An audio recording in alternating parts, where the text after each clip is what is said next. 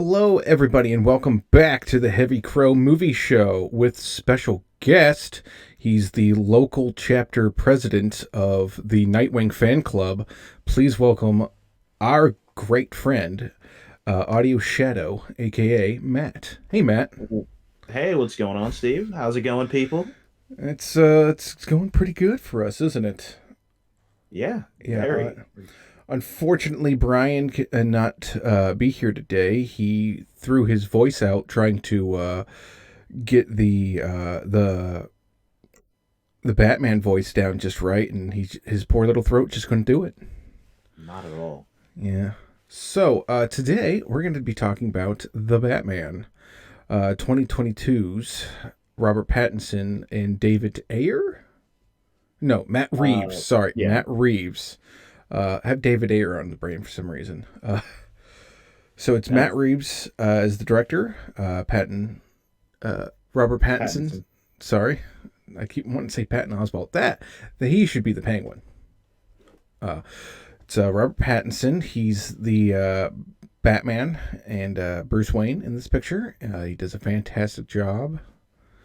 And he's And more Batman than Bruce Wayne, which is yes, it's a lot different than what we've gotten in the past. We've gotten like a nice even split, but this is more akin to the comics where he is Batman. He's yes, not Bruce Wayne, he is Batman. yeah. So just so people know, this is not like our normal episodes. We're not going to go into complete and full detail about everything because the movie is not everyone's seen it. So this is going to be kind of not spoiler free, but less spoilers. Gonna It's keep going it. to be spoiler light. Yes, we're gonna go really in depth with it probably at a later time. Probably in April when it hits streaming. Yeah, April 19th it hits HBO Max. We'll probably do it. Ooh, I'll be starting my new job around then. So we'll Probably. see. Yeah, we'll see. So, uh, where to begin on this one? This was a very interesting uh film to say the least because it's a Yeah, lot. It's darker, much darker. it's a lot darker, and it does the thing that no other Batman movie has done since Keaton. Which Um, is the city itself is a character. yes, You feel Gotham around you, and like it's constantly dark, it's constantly raining, and you feel like anybody on screen is in danger because it's Gotham. yes. This felt like actual Gotham. You felt like it was unlike the previous Nolan ones where we complained that it just felt like Chicago and Pittsburgh because that's where they filmed it. This felt like a unique city. Like at times you felt like you might been in New York or Chicago or Detroit or Pittsburgh, but that's Gotham for you. But at all times it felt like this was Gotham. Like they changed how the backgrounds looked. So, like the architecture was unique. Like I could not tell you what city they filmed this in. You know, and I could not tell you if it was 100% CGI. So that I mean, that says a lot about the design choices. Matt, are you Yeah, there? yeah, I'm Yeah. still here. Okay. Yeah. Just We should really get webcams for this at some point. yeah, I'm sure we will. Yeah. Um, but another thing I really wanted to go into is this isn't a year one Batman. No, Uh, he's this he's is established. yeah. He's already hanging out with the GCPD, just like walking into a crime scene. And obviously, it's not like the city hasn't accepted him yet. Yeah, But they're still pretty leery about him. Like most of the cops don't trust him. Uh, Most people are terrified of him because like it's like yeah, the psycho in the dark cloak that beats everyone up. You know, yeah, this is very much a year two Batman. He's established himself with the police and he's put fear into the criminals, but he hasn't quite reached perfection. yeah, he's not the Dark Knight yet. Yeah, no, he is. He is definitely a detective though in this movie, Yeah, this which that I absolutely freaking loved. Yeah, that's kind of like the main thing is that unlike all the other Batman films, he's more detective than anything in this one. He's solving a crime, which we haven't gotten before outside of animated features. Right. I think like the last time something went this detail into him solving it was probably Mask of the Phantasm or Red Hood, maybe. Yeah, Red Hood probably. Yeah, that was probably the most recent version of him actually being a detective. Because this feels more like a detective Batman rather than super gadget extreme Batman. Right. Like, and he has gadgets, don't get us wrong, but they're not the main focus. Oh no, Like not at all. him and his mind and like even Alfred's not a huge part of this movie. Oh Like no, like brilliant he, casting for Alfred, but which like he's not he's not a main focus. oh no, I mean he becomes a focus, but like Right, but it's a fleeting one. yeah, It's it's like he's important for like I want to say a good 15 minutes. yeah. I mean he serves his purpose in this one perfectly. Like he establishes that he's raised the Batman. He raised Bruce. He taught him everything. Like this is a Bruce that was trained by Alfred. Not he like I don't think he went on a world traveling journey. At least we don't know yet. Uh, we'll probably find that in the sequels. Right. This one is like it's clearly like he has issues with Alfred because he's not his father and he was never truly the father figure he needed him to be. Which Like is a nice different take on Alfred. yeah, other than like Michael Caine where he's like I changed your diapers, I am your daddy, you know. Because it just feels like he just has his dad as a slave in Nolan ones. Right. Really, it just feels like it's Alfred's really more like his father because basically he is because he just gives all of his property to Alfred. Like I want to say that Robert Pattinson gives a phenomenal performance in this. Which I know a lot of people were really worried about Yeah, that. yeah. You were actually the one that convinced me because you said check out Water for Elephants, and Exactly. I didn't get to see the whole thing, but I saw like enough clips where I was like, yeah, he actually can act when he wants to. It's just we've never seen him in stuff that he actually cares about. It seems like a lot of his roles after Harry Potter were I mean, like he got stuck with Twilight, which Right. he did not like after the first one, but he stuck with No, it because he wanted his money. he And didn't even then like the first one. yeah, no, He was vehemently against yeah, all of yeah. The best part of Twilight is the commentaries that he puts out, where he's like, yeah, I don't remember filming this. I think they just turned the camera on in the scene. I don't know. I was kind of just staring off into space, waiting for them to yell action, and they never did. It's great. But he was in a movie not too long ago called Good Times, where he played, I guess, like a street thug, just trying to like make ends meet with crimes, and that really like showed like yeah he's a serious actor and serious about being characters. And Yeah. it really shows. In fact, I think the first thing he does is he stops like a convenience store robbery, or at least makes someone second guess robbing convenience stores next time because they're afraid of him being in the shadows. Which Uh, I think is the best way to introduce the effect that Batman has had on Gotham. yes, this is one that like he's established himself as a threat to all criminals because he could just be anywhere at any time. So you better like he like that's what the purpose of Batman was he's a deterrent because you can't stop all the crimes, but you'll make someone second guess doing that crime because they want to keep their teeth. Hmm. And Uh, yeah. another thing I definitely wanted to bring up was there was a lot more criticism about Robert Pattinson than Yeah. just, oh, that's the sparkly vampire guy. A lot of people saying like, he's too small to be Batman. That's pretty valid. They made it work in this one. Well, But he definitely wasn't especially like, since if you read Frank Miller's Batman Year One, yeah, he's not jacked. Like yeah, his no, first couple of years being Batman, he's a skinnier guy, yeah, and this works because he's jumping off rooftops, running through, running through yeah. every single night, fighting, and you know This seems like one who's not using his muscle. He's using technique. He's a classical gymnast detective who's relying on his superior combat abilities rather than brute strength. exactly. Not to say that this is not, in fact, the most brutal Batman we've ever had. Like, I thought uh, Ben Affleck was the most brutal. No, this one is. And it's because of the cinematography and the sound design working together with the choreography of the fights.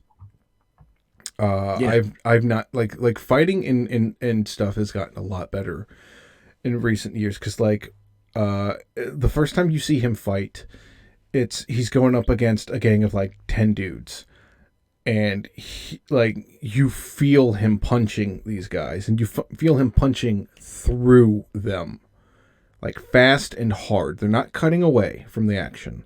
They're keeping the camera there, and you're like feeling the full weight because there's no cutting away from it. There's no removing of the weight or motion. So like it feels 10 times more brutal than it actually is because like clearly they're whiffing, but yeah. you can't see that whiff. Um, I mean, I saw a movie the other day where it's like they weren't even trying. You can clearly see them not touching each other. But this, it's like that guy's dead. That guy's gonna go home, and then he's gonna lie down, and then he's gonna die in his sleep because he doesn't know he's dead. Like that's how it felt. Which is amazing. That's what you want for a Batman, right? Yeah.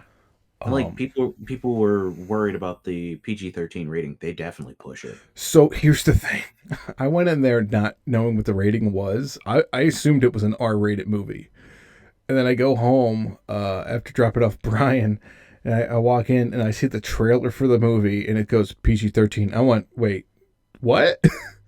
I just watched a Yeah. PG-13 movie, and then I go, oh, well, they didn't swear that much actually, and there wasn't gratuitous amounts of blood, and there was no nudity, so yeah, this is like a PG-13 in the same way like movies were PG-13 when PG-13 was new.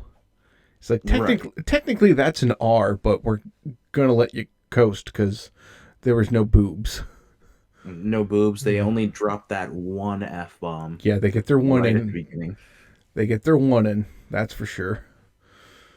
Um, I Let's th- talk about Colin Farrell oh, please, let's because talk about the Penguin. stole the freaking movie. Hold That on. is Oh, okay, I'm back. Sorry, monitor went to organized. sleep. Monitor went to sleep. Ah, That's weird. it's always fun. Yeah. But he stole the freaking movie. Oh, absolutely. To the point where they just announced an HBO Max Origin Story series, Yep, which that's fine. He needs to work. he does. Um, I like, especially with the performance he gave. Just absolutely, like, I believed I was watching like the Arkham video games Penguin, well, just without the Cockney accent. yeah. So the character design in this one is different. This is a very grounded, more so than the Batman. Sorry, more so than the Nolan ones. This is grounded. This is gritty. This is dark.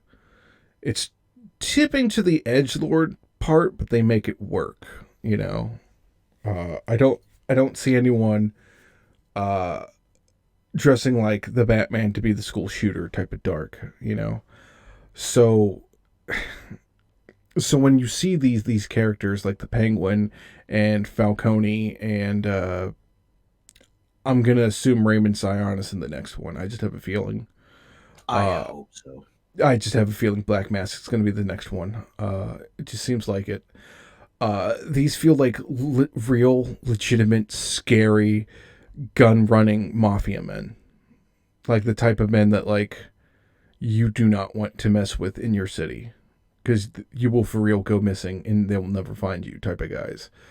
Whereas the Penguin's usually like kind of comical, even in like the Arkham ones. Like you don't fear him, but this one Yeah. seems like a slimy, sells guns out the back, uh, owns a club that probably doubles as like a drug and sex ring operation type of slime ball, which is what you want for the Penguin. Like I feel like he'll clearly go and start robbing banks soon in Yeah. Bloodhaven. Yeah, Yeah, of course. yeah. Um, so what are your thoughts on the Penguin? So, as I said, I think he stole a freaking movie. The parts with him interacting with Batman Mm-hmm. are the parts that stand out to me. Oh yeah, well especially the Spanish.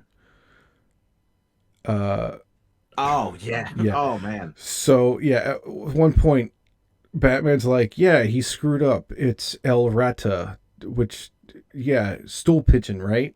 You're the stool pigeon. He's like, I never fucking squealed on nobody.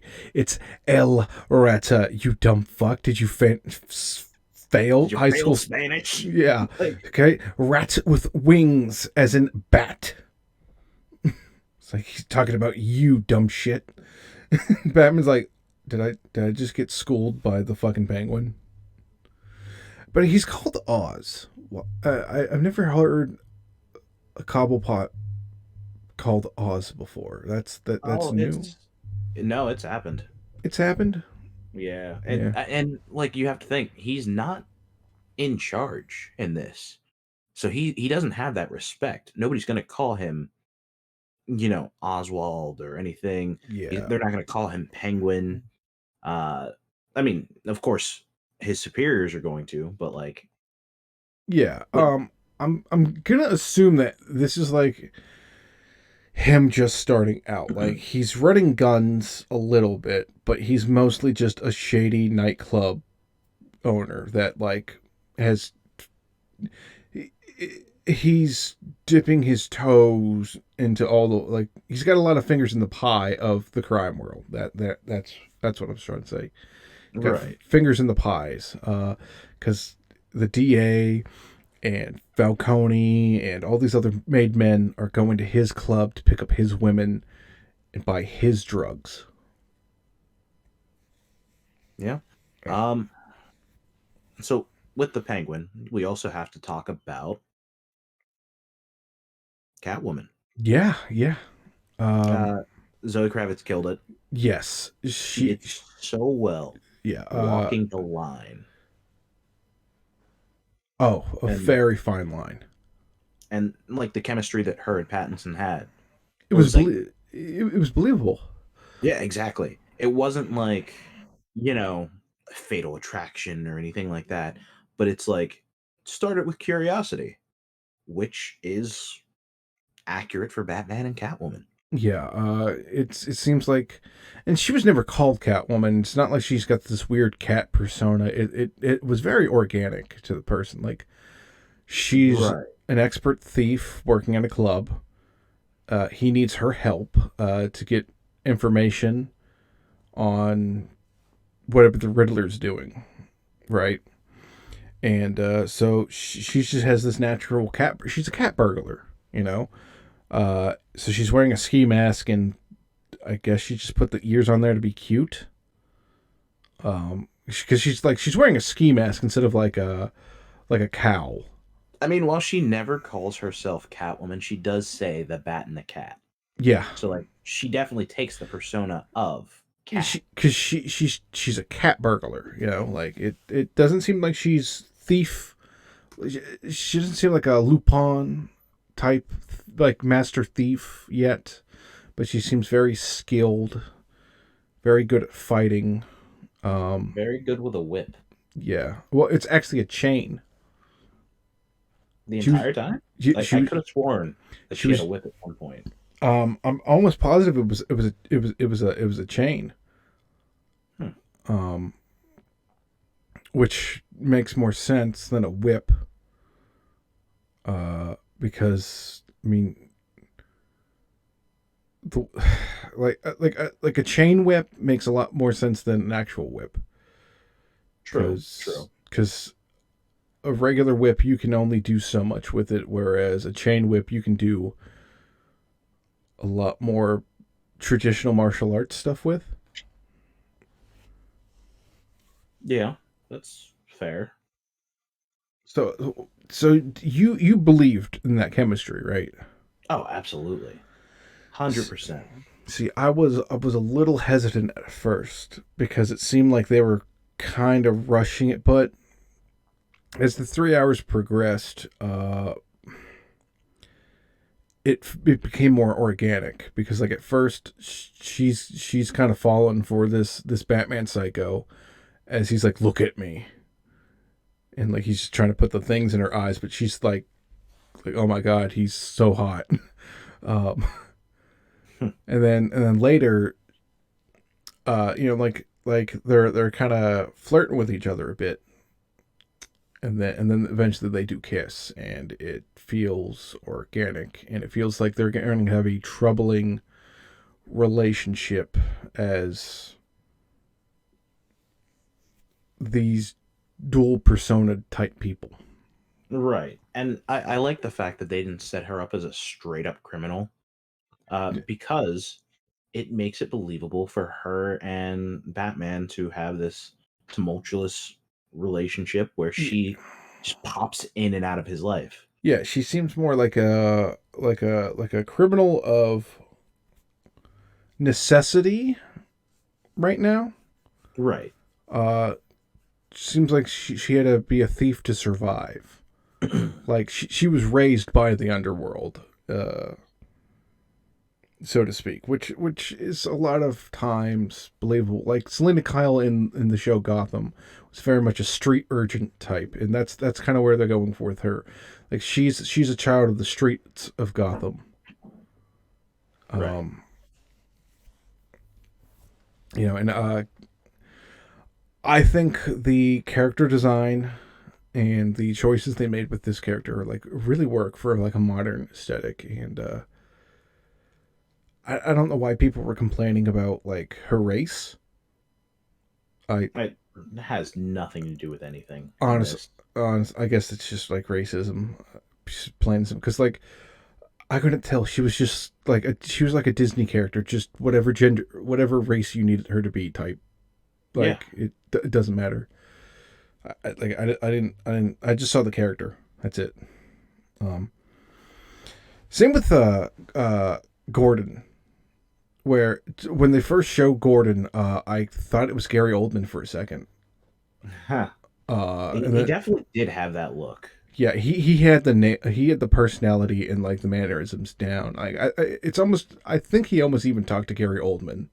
It's like, what should I do? Like that mustache was on point. Yeah, yeah, it was. All Uh, right, can we talk about my favorite Batman Gordon moment for a second? And this is going to be a sure, mild spoiler. sure. The punch. Oh yes, Like it's perfect because obviously it's Gotham. The police force is hella corrupt. And uh, Gordon knows this. yeah. So, Batman's like arguing with one of the corrupt cops because he saw him in the iceberg lounge and he's like, I'm Batman, yada yada yada. And Gordon's like, hey, let me handle this. Let me handle this. And then the police chief's sitting there and is like, Gordon, you better handle this. And so Batman's like, he's in the middle of this police station. Gordon's talking to him, and he's like, I'm gonna punch you. And it's just like, all right. And so Gordon's like, all right, cool. And then he's like, go out that door up those stairs. And Batman's like, all right, cool. And then Batman's turns to look at all the other cops and then just turns right back around, decks Gordon in the face really hard, and all the cops get all up in arms and start chasing Batman through the police station. And Yeah. it's such a great scene. Yeah, I'm going to talk about that entirety of that scene. So like, Right, right. But so the scene serves a purpose. Is kind of what I was getting at. yeah, no, like like I, the entire time I was watching this movie, I figured I always play the game of what would I cut, and I could not cut a single thing out of this in my mind because every scene served a purpose. Right. It didn't feel like anything was overly or under explained. Like you could follow along very simply with a very dark premise. Like you understood everyone's motives. You felt like you understood what was going on the whole time. You know, like you were following along with the clues and the plot perfectly. You know, and at no point did I check my watch. Like Right. when me and Brian were rewatching the last uh, Dark Knight Rises, I was checking my watch all the time. I Going, mean, Rises was bad. yeah. I mean, it's a good movie, but like it felt No, it's not. you can It's tell you can tell it was supposed to be two movies, you know, or something to that effect. Like it feels like we have a movie missing. Is yeah. what it feels like. Um, but that police scene, the entirety of it is like so. Like Batman wakes up and he's on a he got it. He got pretty messed up. So they got him unconscious on a table in an interrogation room, and like the whole police squad's there because he got blowed up. That's what happened. Yeah. A bomb went off. He got hit pretty hard. So they have him instead of in a hospital or anything. They just have him like lying on an interrogation room table, and just like 50 cops in there. And they're all trying to like get his mask off. So of course he wakes up in time and like he just starts like punching the shit out of people reflexively, right? Right. And then he's like, "Oh wait, I'm punching cops. My bad, my bad." And then he realizes, yeah, I'm in a den of wolves here, and it feels like it because like he's surrounded by, it seems like enemies, you know, like he's in a Right. sea of Right. he's like, and he's standing like a foot above some people. It seems like he just Yeah. seems, Like he's still physically imposing in this movie, yeah, which is he's great. yeah, um, and so like you know Gordon clears the room, and it really shows like the chemistry between Gordon and Batman. Like he trusts this outsider more than his own men at this point, and he's smart to do so because he realizes how corrupt and how corruptible all these other people are. So like he makes they do the fake out punch thing. He runs out. He goes and he uses the grappling hook to go up these like spiral staircase, and they shoot at And him. They shoot yeah, at in the police station. yeah, like that. That was the most unbelievable part of the whole movie. It's like, yeah, you're gonna just shoot at a random guy in your police station. That's not happening. They're not an army of cops are not all gonna shoot at some guy inside their own building with no clear line of fire. Not happening. And then he gets to the roof, and you're expecting him to glide away, right? But Right. And then no, we he get doesn't. He activates a parachute like a glider suit thing, like like it's a wingsuit basically. yeah, that's exactly what it is. Like It's a like a wings. it's very much what the military uses to jump, which is smart and that's new tech, and he totally would have something like that. But you're still expecting him to glide away on the cape. He doesn't have that technology yet. He's like actually afraid to do it. So I guess he hasn't developed the magic cape yet, as I like to call it. That or they're just grounding it, and that would be unrealistic. So he's just halo jumping off buildings. Um, And it's very grounding. I liked it. Yeah, yeah. One of the things that I really liked, other than the wingsuit moment, was the Batmobile. Yes, the Because you see it earlier in the movie and you're like, ah, he's working on it, yeah, he's you know? building it right now for And later. that's the thing. It's a built car. Yes, Batman built his own car. yeah, this is very much a so it's not the type of Batmobile that we're used to that is a super long, pimped out like vehicle, and it's not like a military tank. This feels very like back to Formula classic like 30s style of he took a muscle car and cobbled it together into like an unholy abomination.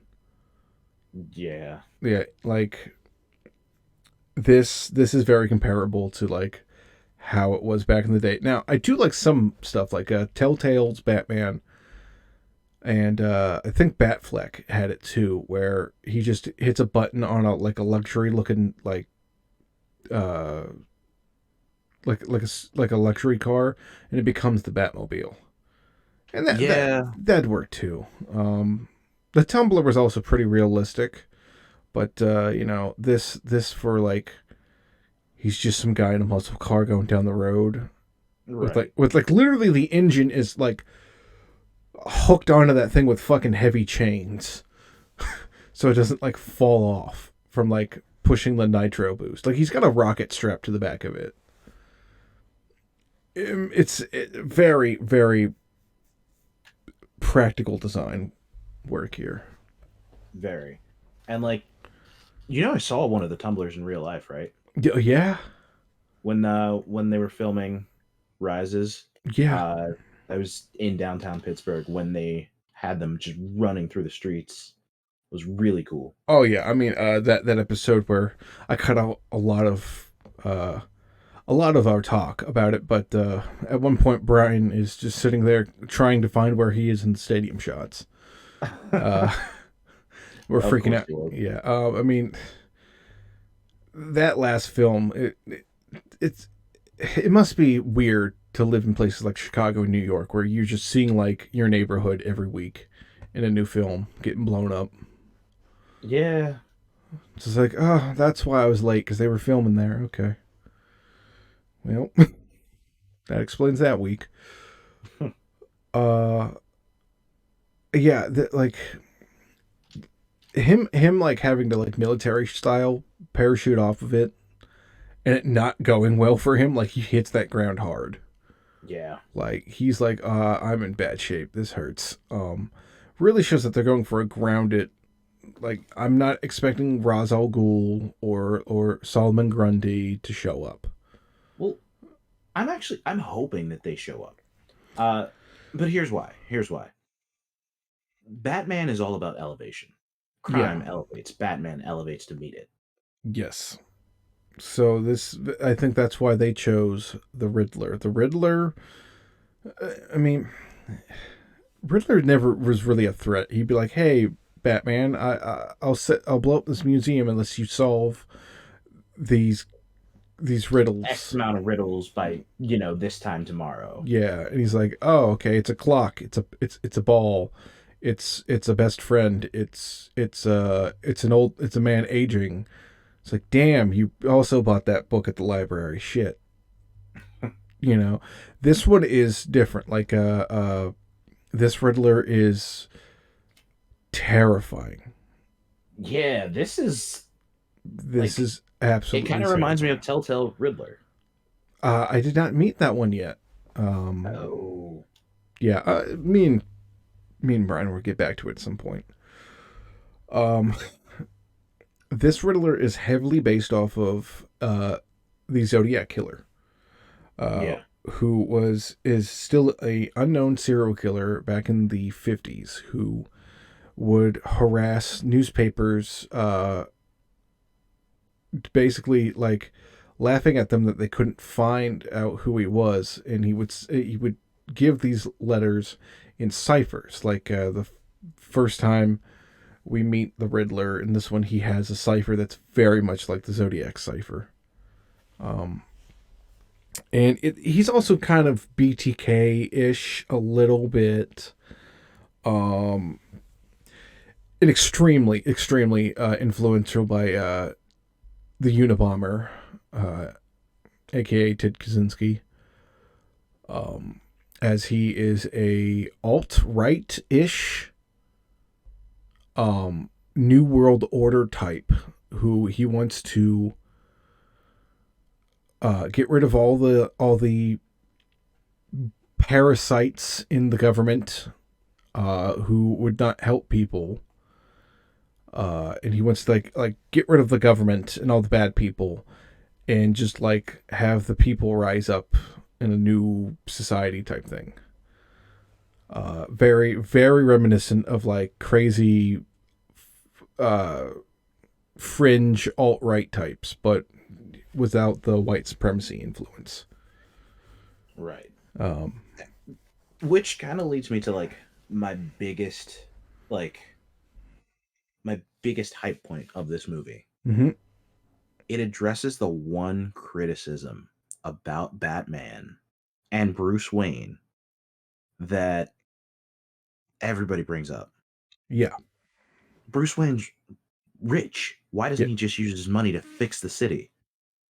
This movie addresses that. yes. It addresses the thing that they do, but it's so corrupt of a society that like so Thomas Wayne started a foundation called the Renew Program, right? Yeah, the Gotham Renewal Project. Yeah, And it was supposed to be basically a self refunding or self renewing funding where it would go to like hospitals, orphanages, and just making the city better. yeah, like it would add works programs, help the orphanages, the housing projects for the poor, get back to work programs for the homeless, better care for the people that we forget about types. Help out hospitals, help with infrastructure and public transportation, all the stuff that a society needs to better itself.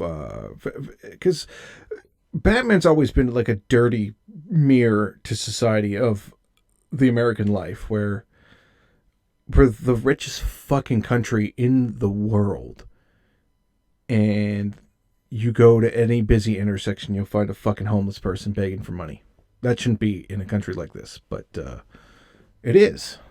That's and like and he'll be standing right next to a person who's muttering to themselves, thinking that they're Mickey Mouse, because we don't help the mentally ill, Right. and we should. Um, so this addresses that problem, and they even say like your parents were very like entrepreneurial and they helped the city, but you've never done anything about that, Bruce. What's up with that? This is a Bruce Wayne who is not Bruce Wayne at all. Yeah, He, no, he because he even questions, "Am I doing anything as Batman?" yeah, like he's like so the saying's always been, in that alley that night, three people actually died. My mom and dad and Bruce Wayne, and the Batman was born that day. And he's been the Batman ever since. He doesn't know how to be Bruce Wayne. He doesn't know how to be a fun-loving playboy millionaire. He's just this brooding, dark person. He doesn't give to charity. He doesn't help anybody. He just beats up the bad guys and dips. You know, like he's just a violent psychopath at this point. Which, And that kind of tracks. and that influences other people to be violent psychopaths instead of helping the world. That's how we got the Riddler. The Riddler saw Batman doing it and said, "I'll do the same." And that speaks like Batman's trying to do good, but in the way he does it, people can misstrue that and do bad. And that's why he has a rogues gallery the way he does, because often his actions have negative consequences that he did not think would happen, which Right. would explain why we're going to have a Batman 2 and a Batman 3, and he's probably going to go, okay, I have to change another way. So, like, at the end of the movie, he's helpful. He's rescuing people. He's rescuing civilians from danger. He's lifting children into medevac thing for the National Guard. Uh, And he's doing this during the day. yeah, he's trying to be the Dark Knight rather than the the Dark Shadow monster that beats up homeless people. And the thing is that Bruce Wayne does use his money. This Bruce Wayne does not, but he will in the future. Right. And that's what he's learning. Bruce Wayne in he works with the Thomas and Martha Wayne Foundation, so he helps orphanages, he helps hospitals. Every criminal that he beats up, he gives them, if they're willing to work, a chance to have a job at one of his many businesses. You know, there was a comic once where a security guard stops another guy from committing crimes. And he's like, "Listen, the Batman kicked my ass years ago, but Wayne gave me a job. He'll give you a job too. You don't have to be like this." You know, because a lot of people, they're just criminals because of circumstance, and then there's people that Batman will always beat up that are criminals because they're just scum, plain and simple. So that's what I like about this movie the most. That it shows you this complicated part of Batman that you don't really get to see. Which is definitely going to lead into the sequels. Which honestly, what are you hoping for the sequels? So, first off, I hope they don't just. So, okay, minor spoiler. At the end of this one, there's a lot of damage to the city. A seawall gets broken, and a good portion of a part of the city gets flooded. And he says, like, the city's flooded, it's under martial law, and a lot of these assholes are biting for power under the power vacuum that's occurred. I don't want them to just like go like 9 months later and like the city's fine and he has to deal with like these new um like it's like, oh yeah, it's all fixed up, and he's just fighting like Black Mask, and the Penguin's got, he's the top dog because Falcone's gone and all that, you know. I want him like fighting people in like a water world situation, and then cutting to like later. Like I want to see him on a jet ski fighting dudes, like in a Mad Max situation for at least 10 minutes. Okay, so you want to kind of see like that little bit of wackiness from like the 60s, Yeah, but like, but lead like grounded and leading to yeah, I mean, the we've, next I adventure. mean, like, think about it. Like in Hurricane Katrina is probably the best. It's probably what they're gonna heavily influence of. During the weeks after Hurricane Katrina, there were crazy motherfuckers shooting at hospitals just because, you know, like you saw a lot of crime happening because it was like, well, fuck it, ain't no one around to stop me. Situations. Yeah. Um, like I just want him on a jet ski, like beating up like marauders that are trying to like kill people for funsies. Um, like just for like 10 minutes, like let me see like Batman in like a plague and in a oh, what's that crappy movie series? Oh, the one where like every night like, they get one night a year where they can just do all the crimes. Oh, The Purge. Oh Yeah, yeah, like those are give me like a terrible movies. give me a Batman that he has to like stop the purge from happening for like 10 minutes, and then we can go back to our normal movie. Probably Black Mask. Maybe the Joker. Joker and the Riddler are probably going to show up. Uh, So, spoiler alert for everybody here. yeah, Uh, the Joker is in the movie. It was spoiled like 2 years ago by the actor's brother.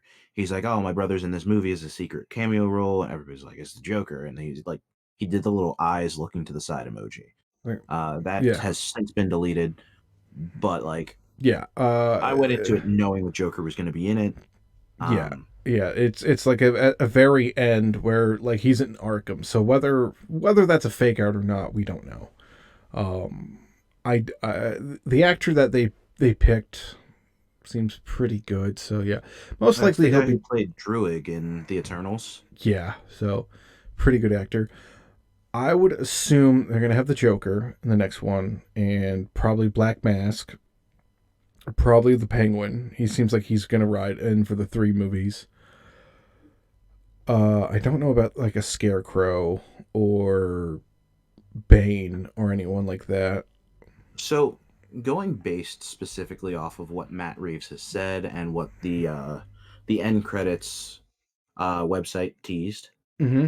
um, we'll probably get a grounded version of Mister Freeze, I could see that. and we're probably going to get Two Face I could see because that too. Yeah.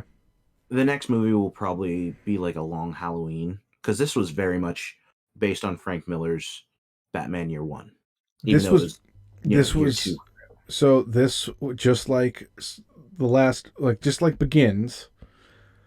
This one is very much Long Halloween and Batman Year One. Right. Well, Long Halloween would probably be the next movie. This was very much Long Halloween influenced. Not really. It's Just because it takes place over the course of it this. starts with Halloween as a major point. Right. Yeah, I So mean like I'm it could be the start to the Long Halloween. This could be like a Long Halloween trilogy. yes, honestly it could be. I'm saying like it's not beat for beat, but it's like just like the other ones. It's not beat for beat at all. It's just they took like the themes and like what they were going for in these like the Long Halloween and all that, and they said, all right, I'm gonna take this essence and put it in my movie. Right. Now,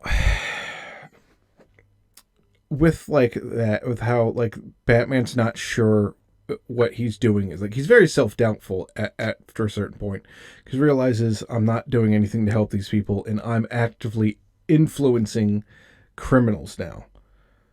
It's very much the theme. Like throughout the entire movie, the motif is Nirvana's "Something's in the Way" plays, Yeah. and it's a Well, down, it's a that and Ave Maria, yeah, it's a drop, which yeah. Like let me talk about "Something's in the Way." All right, it's a drop D. Okay, so you're getting a very dun dun, very low, very drumming, dark tones, and that's the score for this. Is that it's a dropped, hellish, deep, soul hitting note, you know? Like almost like a banging against a wall, you know? Like you're trying to break through something. And the song is Something's in the Way. He's under a bridge. He's like homeless. He's fucking. He's homeless. He's eating fish. He's drinking fucking water out of the walls for water, and he's smoking grass. So he's not doing well. And he's even got the thing. All the creatures I capture are now my pets. And like the main theme of this song is something's in the way. Like it's like something like homelessness is preventing him from being successful. For in case of Kurt's story. Now, of course, in real life, Kurt Cobain never actually did live under a bridge. That was just something he made up to sell the mythos of him. Although it would be very believable since that was kind of like how Seattle and Aberdeen were back in the 80s and 90s. For Batman, however, something's got to give is something's in the way is the death of his parents are in the way of him being better at being a human being. He cannot go get over the trauma at all. He cannot get over the trauma of being Batman, of his parents dying. So he's still this aggro Batman. And in the case of Gotham, something's in the way of progress as something's causing all this crime and all this corruption, and things just keep getting worse and worse and worse. Progress is not being made. Something's in the way. And it's up to Batman to figure out what all these somethings are so that things can get better in his city. Matt, you there? Yes, sir. All right. So, yeah, that was me explaining Nirvana's something in the way of what it meant thematically to the movie, and like the rest of the score um was amazing. Like I believe that it was. I was thumping along to it every time like the song goes. And Ave Maria, I never quite understand. It's in everything, and I never quite understand the messaging behind it, because it seems like not everyone understands the messaging in it, you know? Right. I mean, I know it's about loss and sorrow and love and all those, fine details. Now, Honestly, this movie definitely changed how I feel when I hear it. Um, yeah, I mean, that's the type of like song that like you put it in something and it just makes like whatever you're doing better. Like yeah. you could put Ave Maria into like a clip of you making a PB and J and be like, wow, that was touching. It's just a good song. Yeah. Yeah, it Um, is. so we've talked about the city and we've talked about the characters. We've talked about the sound. I want to talk about a little bit about the cinematography and the coloring. Yeah. Um, Because it takes a lot of it takes a lot of cues from like the animated Batman series. yeah, there are only like five colors in this whole movie. Um, hard police blue, hard police red, like the like blood red and like deep rich blue of like what you would hear from like what you'd see from a police like topper, a police siren, mixed with deep, deep blacks. Uh, Oh yeah. for everything, Batman, the shadows around Batman, the inkiness of the city, and then of course you have splashes of yellow and oranges in there, but that's just cinema. Like the city's constantly looks like it's on fire in the background with the way the sun is and how orange like the sky is. And Right. then you get hints of green everywhere. It's a deep, dark, military green. Which is different from like the neon bright green that we're used to for anything Riddler. Yeah, like this is not a Riddler who. So, modern Riddler is normally a guy who's on the internet and he's like an internet troll to Batman. Um, that's what I mean. That's the type of Riddler we'd see in something like The Peacemaker. Arkham series, or Yeah, yeah, yeah, it's definitely uh, Peacemaker. yeah. Peacemaker and the Arkham series. That's that Riddler. This is not that. This is a militarized, almost fringe Unabomber uh, Riddler. He like his costume is like he literally went down to the army surplus store and like got this. Like he's wearing a military winter like face mask and military like fatigues to make himself like look like he looks like the Zodiac killer 100%. Yeah. He trudges around and he breathes hard in it, and like he's doing Twitch streams on the fucking dark net. Like Riling people up, yeah, and like he's got he's 500. very much an incel. Yeah, he's very much an incel type. That's who we're going for. Is that that's what they're basing him off. He's not like some like computer nerd, and he's not some like hyper like puzzle master. This is an accountant incel, you know. And like, don't get us wrong, he is still very intelligent.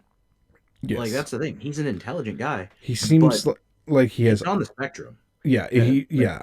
yeah. It seems like he's an incel autism spectrum guy who's just jaded from like having a shit life, like getting traumatized from living in an orphanage where every year a baby died because it was so cold, and fucking rats biting at you at all times of the fucking day, and never having a warm home or Christmas, you know?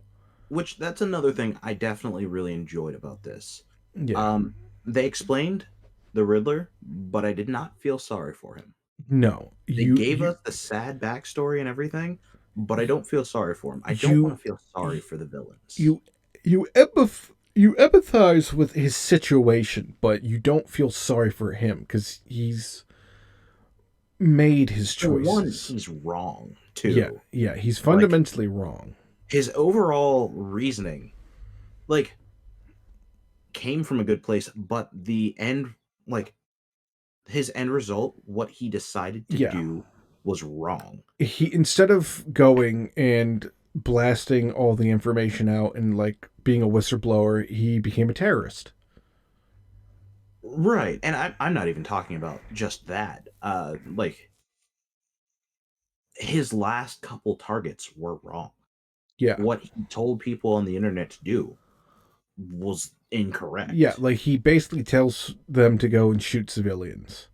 Yeah, he's like, hey, Um, we've got this new mayor who, I killed the last mayor, but like, because he there's this doesn't. new mayor. She's not going to change anything, so let's kill her. Yeah, Like that. he wants to destroy the government completely. Like Yeah. he's very much like a libertarian Well, style. it's not even that. It's the fact that he has no faith in Gotham, which I understand. Yeah, As a reader and a moviegoer, I have no faith in Gotham. yeah, no. Like this is a dark like this is not the clean Chicago of Nolan. This is the dark, dreary. It's always raining. It's always cold, no matter what time of year it is. Gotham, where it's a city built on top of itself. Like there's constantly buildings being made over top of old buildings. Like that's Gotham. Like Gotham is like they just never stop building. Now it's not quite as charming as Burton's original take on it, but Mhm. like like that aesthetic's gone. You can't capture that.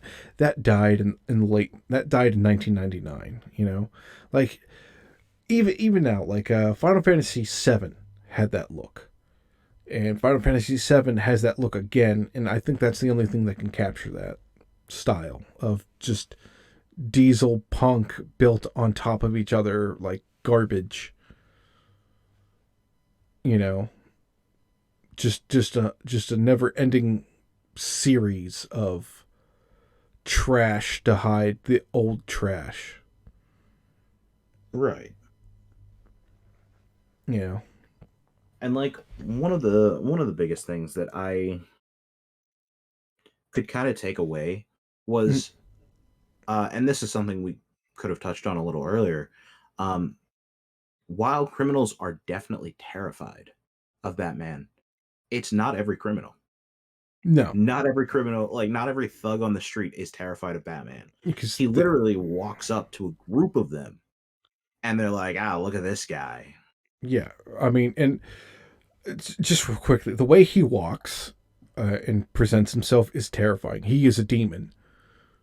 He moves like the Terminator or like a Nemesis from or no, he moves like Mr. X from Resident Evil 2.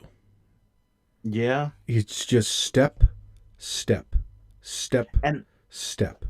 they emphasize that. Yeah, Like like the moment he's like the first time you see Batman on screen, they emphasize his slow step, step, step, yeah, step, and like people are just watching down this dark hallway yeah, as he slowly appears. because he's not like, and he moves fast, fast as fuck. But like he'll walk to you. He's like, I am. You're approaching doom. I'm coming there. There's nothing you can do to stop me. You're Right. fucked. You know, and you're like the whole time, like every time he does that, you're just like he's gonna kill everyone. Like you just feel like he's gonna kill everyone. Like he's gonna like Yeah. snap all their necks and like eat their hearts because he's a demon. And then you have to go, wait, no, that's Batman. He doesn't kill.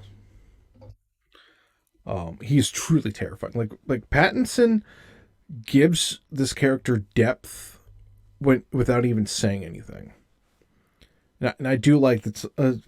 One of the times he's listening to Nirvana's "Something's in the Way," and he turns it down to listen to the news. That means it's diegetic. That means that this is a brooding man who's listening to sad shit. I mean, at points he's literally he has contact lenses. I don't know why he just doesn't have just like visors in his cowl, but he's got contact lenses that have video cameras in it, and he'll rewatch like the horrors of like last night and like record his thoughts in a journal. And like when he recorded the thoughts in the journal Yeah, and he's like, Gotham Project. I'm like, this is something I could see Bruce Wayne doing in the comics. yeah, like this, like it's a project. Like the Batman is just like a thing he's trying to do. Like he has no real idea if it's gonna work until later. I can see this Batman becoming. Uh, I could see that this is a Batman that eventually becomes um, uh, the Batman we see in like Batman versus Superman almost. Like I could see that. Right. Like I could see him becoming like the Ben Batman. Absolutely. Which, I didn't really think about that. Like I didn't really want to think about like, oh, well, this is what he could be. Because I was so focused on like, the new Batman, let's see what he can do. Yeah, And well, it's I like mean, he's definitely living up to what was set before him. yeah, well, originally, this movie wasn't supposed to be Matt Reeves and Pattinson. This was supposed to be 100% Ben's Batman. Well, no, because Ben's Batman was a completely different story, completely different everything. Yeah, I mean, he was supposed to shoot and direct a Batman movie, and then that he said no more. I'm gonna do the Flash, and that's it. I can't keep. He's like, he just had so much going on in his life. Yeah. So I mean, I get it. I wish him the best of luck. Same. Um, Like Pattinson's definitely a great Batman, but Affleck's still my favorite yeah, on screen. yeah. Well, Affleck is like, yes, this is the last hurrah of a Batman type Batman, where he's like, I am too old for this shit, but I'm still doing it. Um, Almost makes me want to see like a Terry McGinnis, Yeah. but like not have the creepy parts of the McGinnis verse. I don't. What, you mean the splicers? No, I mean, um, the Barbara and Bruce stuff. I don't. No, Oh, no, yeah, no, thank we you. don't talk Yeah, about that. That no, doesn't but we do exist. get splicers in this. Do We we? get drop heads. Yeah, that's not the same as splicers. Really? What No, was? splicers were the ones that genetically changed themselves into partially animals. Oh They're like yeah. furries on steroids. Right. Right. I completely forgot about them. Oh man, I I think I could blacked them out of my mind. I could never. Like I said, they're like furries on steroids. Yeah. Nothing against the furry community, by the way. Yeah. No. I mean that's literally what they are. They're furries on steroids, for real.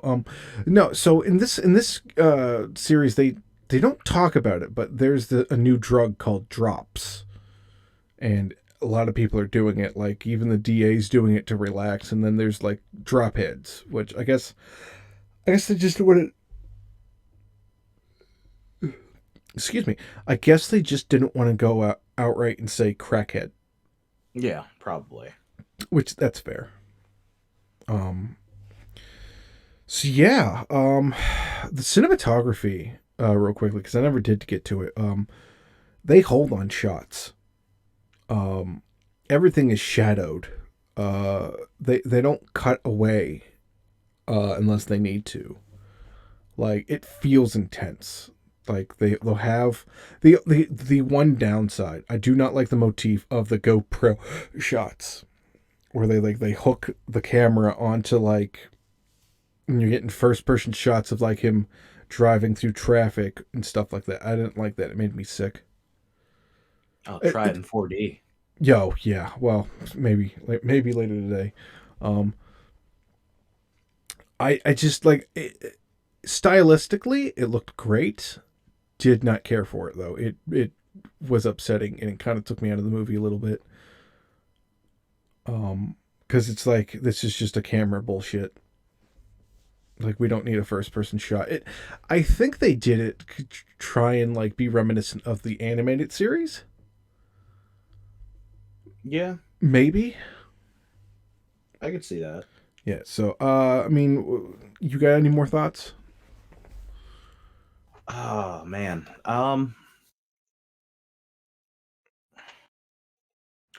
So hopefuls for sequels. Um, I'm hoping they don't shy away from giving him a Robin.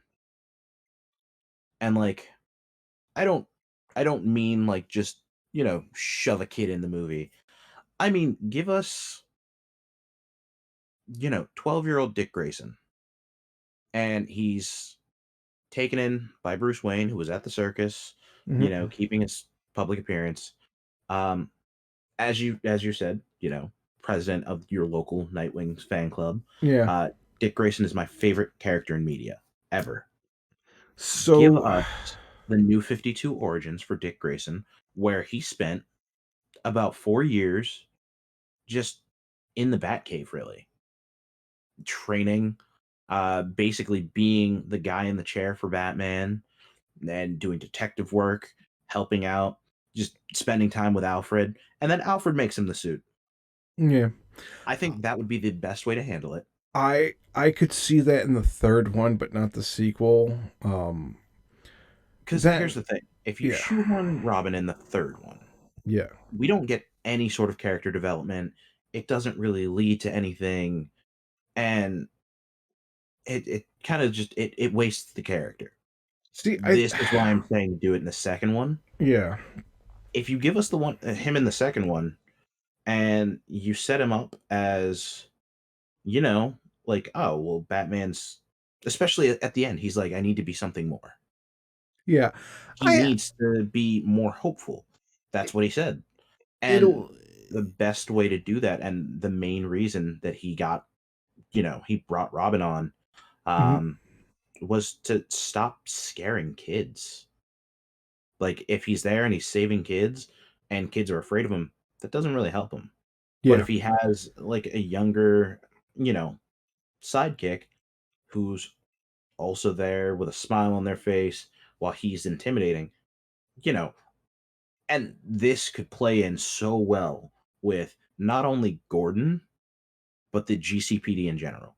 This could reignite why the GCPD does not mess with Batman. And Gordon can even be like, I'm not so sure about this. yeah And we can have a movie where Robin proves himself to not only Batman, but to the whole city. yeah. I mean, it's been 20 years. That's almost 30. No, not even 30. But like it's been like 25 years since we've had Robin on a large screen, and even if the man was like a 25-year-old man who looked 40, um, yeah, I I think we could do a Robin. I don't know if this would be the right Batman to have that.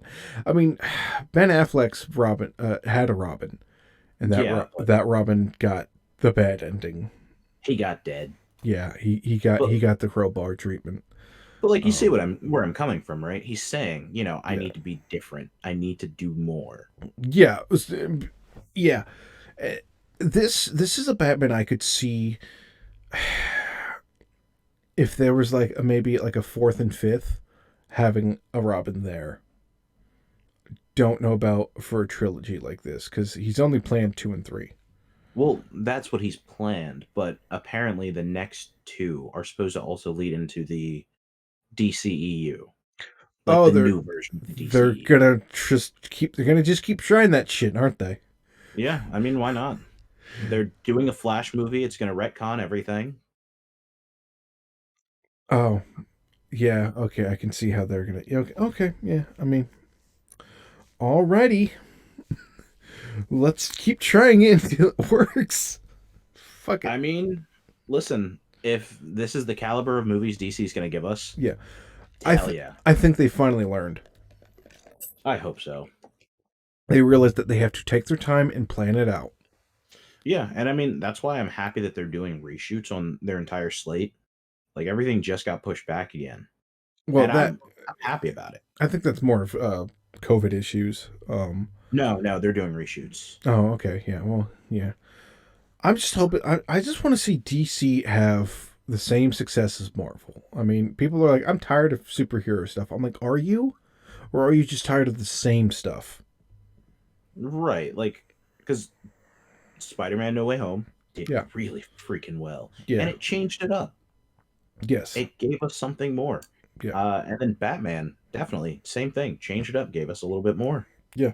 Like, unlike cowboy movies, superhero movies, you can get more out of them. Because Logan and Spider Man and Batman and the Joker, all different types of story, man. Like, Logan was a Western more than it was a superhero film. Uh, Batman was a dark and gritty detective thing more than it was a superhero film. Spider Man was an epic adventure. The Joker was like a psychological like piece, more akin to Taxi Driver than a superhero movie. Like you can get variety out of this shit if you know what you're doing. Yeah. Um, I could not see something like people thought Joaquin Phoenix's Joker was going to be in this. I'm like no, because that guy would be like instantly killed by like Batman. Yeah, Because absolutely. that is literally just some dude that had a bad day. Nothing more. Um, so yeah, for me, I think I'm hopeful for Joker. I'm gonna see another Joker. Hopefully this guy doesn't get shit on. Um, Honestly, you're in the minority there. People are like tired of seeing the Joker. I mean, Joker's always fine. It's always fine. So, you know what I think they should do Yeah, regarding Joker? Build him up in the three movies, right? yeah. Make him like the final guy. Well, no, no, not even that. Uh, have him like appear and do the whole, Red Hood gang thing and like have him run through Ace Chemicals and then leave it at that. Uh, I think that we're a little too late for that one because Well, the Joker so hold on, yeah. because he's not the Joker yet. He's just some guy in the asylum. Dude, his face was white and his hair was green. His hair was red. It was pretty green to me. You're seeing the movie again today, right? Yeah, Okay. I'll take a look again. Pay extra attention because, Look like, it looks pretty green to me. He I'll looked have to, he I'll looked have to double check as well he because, like, looked pretty Jokerized already. Um, but I think yeah, like make him like the last guy. Like make him do stuff in every one, and then like oh you got to fight the Joker now, and this guy's way different. Because remember, Joker's a weird mirror to Batman. So it's they're all mirrors to him, but like Joker's the most mirror. right. Yeah, they're all reflections of the Dark Knight in some way. You know what I'm kind Um, of upset that we didn't talk about? what Uh, Carmine Falcone, played by the amazing John Turturro. we did forget about talk about him. I think his acting is second to none. Like we were watching a Batman movie, but he was playing it like it was Godfather. Right. Um, And like I'm so used to him from the Transformers movies. who does he play in those? He's the agent, the really ridiculous agent Oh, that's yeah. always bothering Sam Witwicky. And I'm Um, just like, I okay. freaking love this. I guess I haven't seen a Transformers movie in some time. Yeah, Uh, he's in the first one all the way to yeah, yeah. Now I remember who you're talking about. Yeah, yeah, yeah. He's kind of a goofball character, isn't he? yeah. Well, John Turturro can play.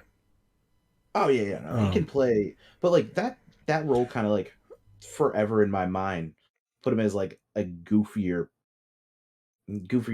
I actor. mean that he just prefers playing goofy, but like he can play serious when he wants to.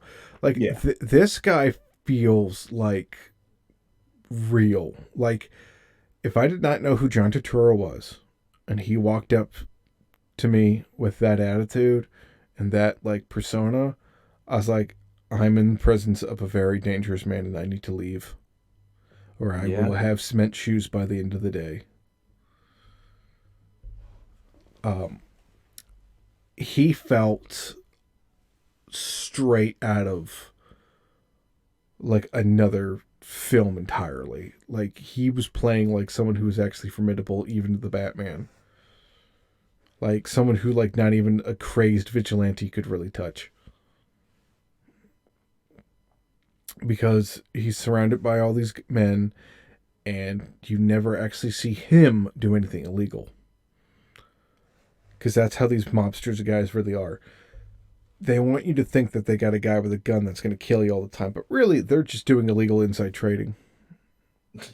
You know, like yeah, sure, maybe someone goes missing here and there, but really they're they're they're dark funneling their money. What are your thoughts on him? Honestly, probably one of my favorite parts of the movie was him and the subplot behind like the character connected to him, Oh which we won't yes, say anything more on that because I loved it. It was yeah. inspired. It really added to the story a lot, and it felt more like he was like supposed to be like almost like the Jinx, Right. that guy, rather than like a illegitimate businessman. He felt like he was supposed to be like a dark evil businessman, and they're just like, nah, he's a mobster. He even beat someone up with a pool cube. Yeah. So very like 70s era stuff. I think they're really going for like the grittier 70s era like tones with this Batman. Cuz like other than a few smartphones and stuff, it's very excuse me, it's very low level tech all around, right? Yeah. Yeah. Um so yeah, I'd give this movie like a solid 10 out of 10. It's like one of the best movies I've seen this year. I am going to have to not as high as you. I do think it had a bit of pacing issues. Um, not as much as like say Tenant, which Yeah. Yeah. that movie was all over the place. But like Uh, I'm gonna say 9.5 because the pacing wasn't that bad. It's just there were points where it's like, okay, did we have to go back to that? yeah. Yeah. Like we visit the Iceberg Lounge like at least 4 times in the movie. Well, to be fair, Batman has to visit that place like every Wednesday, basically. True. Yeah. But honestly, I think it's we paid for this location. We're gonna fucking use this location. Yeah, and Iceberg that's Lounge was probably the most expensive part of the set. oh, absolutely. Everything else was like, this back alley or this construction site. Yeah, I mean, because like I really liked how this Bruce Wayne is literally living in Wayne Tech. There's no mansion. He's Not that living. we know of. Yeah, Like, well, no, we do know that there's a mansion. Alfred even mentions like, why aren't you in the mansion? like you're Like, never what are in you the doing? mansion. You're always at the tower, and he's always living under like this old abandoned train station bridge system underneath the building, and that's his Bat Cave. Yeah. And like it's just such a good take. Very reminiscent of like the old school style. Um, so that was the Batman. Yeah. Yeah. We will get together hopefully another time to talk about this movie in even more detail. Uh, but Matt, thank you so much for being a guest on my show. I hope to see you for many more episodes. Yeah. I definitely plan on bringing back Among Us, by the way. So, Oh yeah, no problem. Alrighty. Till next time, everybody. Same bat time, same bat channel. all right, Yeah, guys, have a great one. Thanks for tuning in. thank you so much.